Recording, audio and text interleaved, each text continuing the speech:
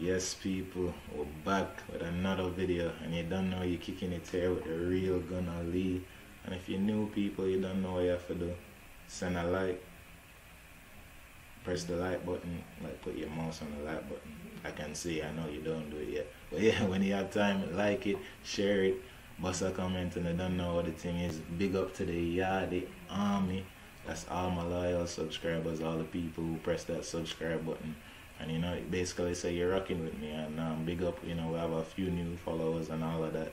But apart from all of that, you know, this is where we keep it all things Arsenal, and there's no other reason for me to make this video than the preview of the game tomorrow, you know. That's Arsenal versus Man United, January 30th, I think around midday, so you don't know, you know, man gonna be watching, you know, it's gonna be a little vibe. And we're gonna see, you know, we're gonna get into the predictions and all of them things there. But before that, I just want to give you guys more like, you know, kind of generic Arsenal news that you probably don't know. As you know, that the transfer market is open right now, and since the transfer market is open, we've, you know, had a lot of outgoings in terms of like Socrates contract drop, Ozil, you know, gone to Fenerbahce, and apart from that, you know, Mustafi is in talks with leaving, as well as us getting Odegaard. Matt Odegaard is like a midfielder. It's basically a young prodigy that was transferred to Real Madrid probably once or 3-4 years ago.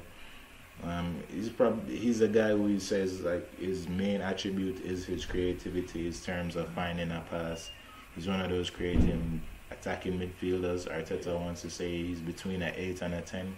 He can do both. He's already said that he thinks Smith Rowe and Odegaard can play in a midfield together, which I think would excite a lot of fans, you know, would have a lot of creativity in there.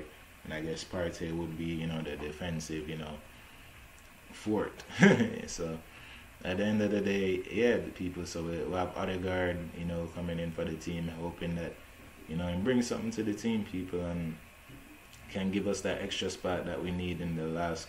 Because at the end of the day, it's almost halfway through the season, probably 18 plus more games go. You know, we need that extra spark if we're going to get into those Europa League positioning, because that's like top 6, or actually hopefully win the Europa, or even, you know, as long as top 4, you know, and with a win tomorrow against, you know, our heated rivals Man United, I mean, it would be huge, people. It would be huge. So at the end of the day, yeah, we're going into this game against Man U. I just look up some few stats. This would actually be the chance for Man U to win their, I want to say their 100th game against us, where we have 85 games where we've won. They've won 99, I believe, and we've drawn about 42, somewhere around that. You see me? By the end of the day, they've gotten, you know, most out of it. But recently, in the last 4 games, when it's Arteta and it's Ole Gunnasaurus, Solskjaer, you see me? So yeah, when it's been, you know, Arteta, Solskjaer, I think Arteta has won 3 games and drawn 1, if I'm not mistaken, winning the last 2. So, you know, the man have him number, people. At the end of the day, you know, when you say a team have your number, or you just have your number. I think they used to say Mourinho have Wenger number, but this one it look like Arteta have Solskjaer number. So it should be an interesting like a matchup, you know. Big teams, you know, it used to be big teams in England in terms of winning championships, you know, consistently. And you have like almost arguably one of the greatest Premier League sides, and obviously us with the invincible side too. Them side with Scholes and Giggs, you know, these are teams that actually have, like, I would say, some heritage and some history in the league, not like the Man Cities of the world and them things. Don't let me get into that. Let's get into the Arsenal. And so yeah, you know, before the game, I was just thinking about you know, where the two teams are at the moment. Now Arsenal, you know, picking up form, kind of going on a little run in the last 5 games.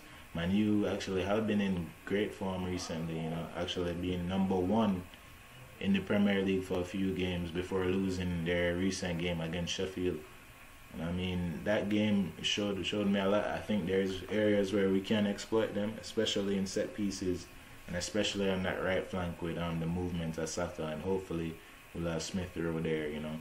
to seal things together. I definitely see that we can get them on that left flank with that left back side on the right, with Saka going through there with the movement of Alaka, and also, with Smith Rowe going through those channels. So at the end of the day, let me get into my predicted lineups, people.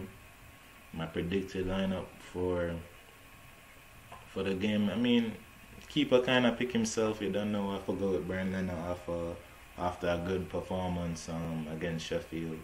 On the right back position, this is where it's sticky. This is a lot of if, ands, or maybe. You see me? I would have said 100% you have to put Cedric on the right back. He played a great game against Sheffield on the left back position. But honestly, Tierney is said to be back or should be ready for this game. And if he is, Tierney definitely on that left back. He's been one of our best players. Obviously, slots in there in left back. Cedric there on the right for me. Bellerin wasn't that great. It wasn't horrible, but wasn't that great. And didn't get exploited, but at the end of the day, we were the better team. So, I know for me, regardless of everything, Cedric has done enough to start over. Bellerin for me. And if Tierney is there, that's what we're going with. Actually, in the centre-back position now, I would go with Holding. Because Holding has been there the longest and has a good partnership with both David Luiz and Gabriel. And I think this is where the toss-up is, which one you want to go with. To me, David Luiz didn't play that bad last game, but I see a lot of pace in Rashford, Martial, and possibly Greenwood playing, and especially the movement of Fernandes. That boy there a bad man. Fernandes, what I want to call him, is a bad boy, and that's somebody we have to key ourselves in and factor in. And I think having Partey there in the midfield as well as Xhaka kind of taking an eye on him for his runs, because that's what it is a pass and run team. Bruno will pass and they'll try to lock the ball in there from Pogba. So we have to be ready, we have to be ready for that, and we have to make sure we're switched on and set pieces, because we can't be giving up goals like we did the last game against Sheffield, basically a ball watch and lollygagging. So at the end of the day, we're going with that midfield. The midfield pick itself, Partey, Xhaka.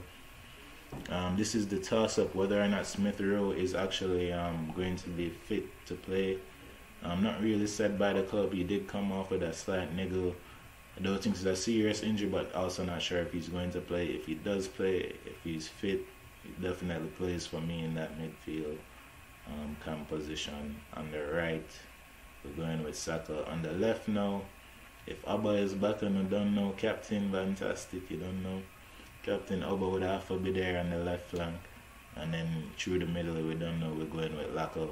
But if Abba is not there, it's not ready yet, I'm probably going to go with Pepe on the left, because I think he deserves to get a game after, his performance. Although he gave up the set piece, he performed well and he also bagged the goal. So yeah, big up to Pepe, and I think we need to give him a good run of games. I've always been talking about he's just never been given a good run of games. So this is the time, honestly. Even if Abba is back, Abba find himself on the bench, and if we need him, forward in and show the team what you've been missing, which is, a leading goal scorer.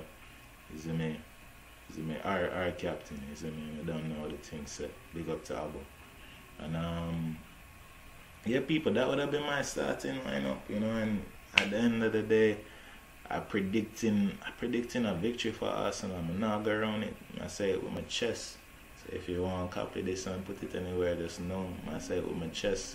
At this point, I think we're going to win, and I want to go for a 2-0 victory. I want to go for a 2-0 victory, but the way you're going to deal with the penalty and buy out VAR and everything, the Man Utd, that's a 2-1. It's me 2-1, probably a Fernandes goal. I want to say a Laka goal, and Laka and Saka again, and I know that combination is doing wonders for me and for Arsenal as well as my fantasy team.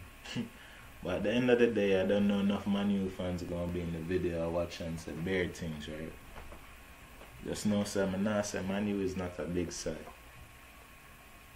But guess what? My side bigger.